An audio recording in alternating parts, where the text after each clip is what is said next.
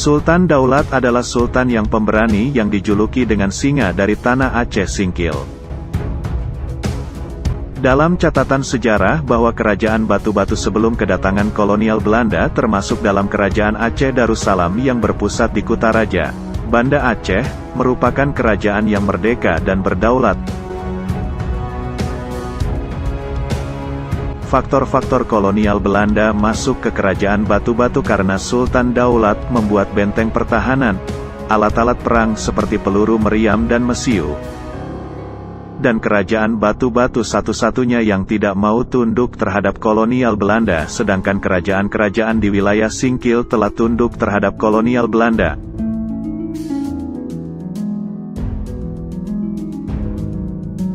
Perlawanan yang dilakukan Sultan Daulat terhadap penyerangan pasukan Belanda dilakukan dengan cara perang frontal dan gerilya. Dengan semangat perang ini penyerangan yang dilakukan oleh pasukan Belanda dapat dilawan walaupun bentuk perlawanan yang tidak seimbang.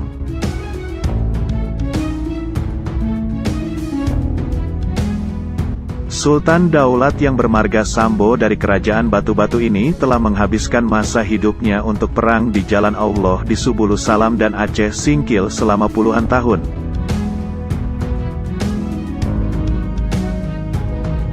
Dalam catatan sejarah bahwa kerajaan Batu-Batu ini sudah ada sebelum tahun 1901. Sultan Daulat Sambo pun membangun benteng dengan bantuan tenaga ahli dari kerajaan Aceh Darussalam.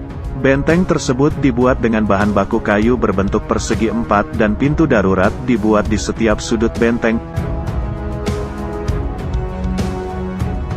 Sejarah peperangan melawan Belanda.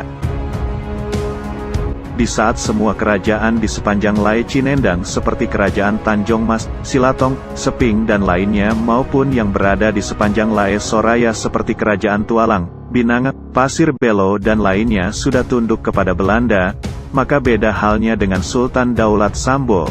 Hanya satu kerajaan saja yang tidak tunduk kepada penjajah Belanda, yaitu kerajaan Batu-Batu yang dipimpin oleh Sultan Daulat Sambo.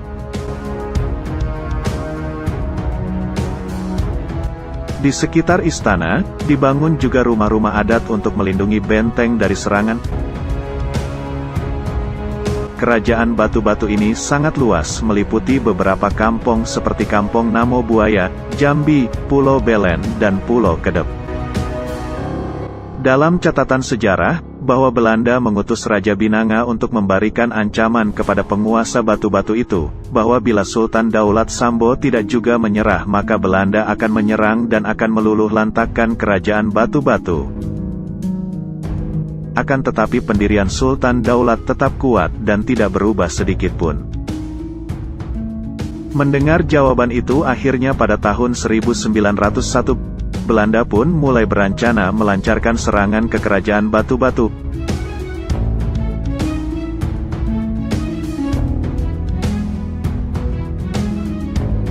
Persiapan Belanda pun mulai dilakukan, mulai dari persiapan persenjataan, bungki Mebelen, dan sedadu baik dari pihak Belanda, maupun pihak pribumi yang sudah ikut ke pihak Belanda. Karena intel Sultan Daulat sudah mengetahui Belanda akan menyerang, maka sang Sultan pun membuat siasat atau jebakan menebang pohon tidak sampai putus pohonnya. Saat serdadu Belanda melewati Lai Batu-Batu, pohon itu pun ditumbangkan dan menimpa pohon-pohon kecil lainnya. Akhirnya seluruh serdadu Belanda pun tertimpa pohon dan mereka mati tenggelam. Penyerangan Belanda untuk menaklukkan kerajaan Batu-Batu kali pertama ini gagal total dan menelan kerugian yang amat banyak. Serangan Belanda kedua ke kerajaan Batu-Batu. Setelah kekalahan dahsyat yang dialami Belanda dengan kematian seluruh prajuritnya, maka siasat baru pun dilakukan dengan serangan darat atau dengan cara ralan kaki. Setelah mempunyai persiapan matang, akhirnya Belanda pun melakukan penyerangan darat. Sesampainya di dekat benteng, para tentara Belanda melakukan penyerangan. Dalam sejarah tercatat, bahwa meriam yang digunakan kerajaan Sultan Daulat hanya satu arah, sehingga Belanda bisa menaiki pagar benteng, dan perang pun berkecamuk dengan dahsyatnya. pada kali ini peperangan dimenangkan oleh Belanda dan para syahid di jalan Allah pun sangat banyak. Panglima Saman salah seorang panglima terbaik yang sangat diandalkan kerajaan Batu-Batu, setelah membunuh sekian banyak serdadu Belanda, akhirnya syahid menemui Sang Ilahi, lalu dimakamkan di desa Panglima Saman, Kecamatan Runding. Siti Ambia yang merupakan adik Sultan Daulat juga syahid bersama panglima lainnya, tetapi Sultan Daulat Sambo lolos dari sergapan Belanda. Setelah lolos dari sergapan Belanda, akhirnya Sultan Daulat bersama tentaranya yang tersisa melakukan perjuangan selama 4 tahun dengan cara bergerilya dari hutan ke hutan yang membuat tentara Belanda berantakan.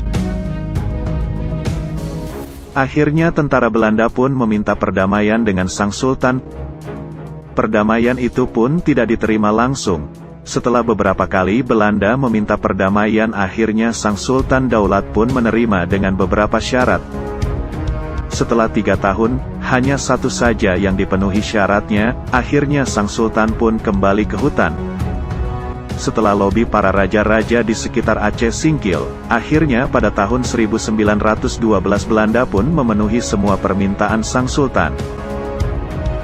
Karena usia Sang Sultan sudah tua, akhirnya Sultan pun digantikan oleh anaknya Teuku Kamarudin Sambo sebagai Raja Batu-Batu mulai pada tahun 1915. Pada tahun 1929 Sultan Daulat Sambo meninggal dunia menghadap Sang Ilahi. Inilah salah satu kisah dari banyak kisah raja-raja dan sultan di kota Subulu Salam dan Aceh Singkil. Jangan lupa like dan subscribe channel ini untuk mendapatkan info lebih banyak lagi.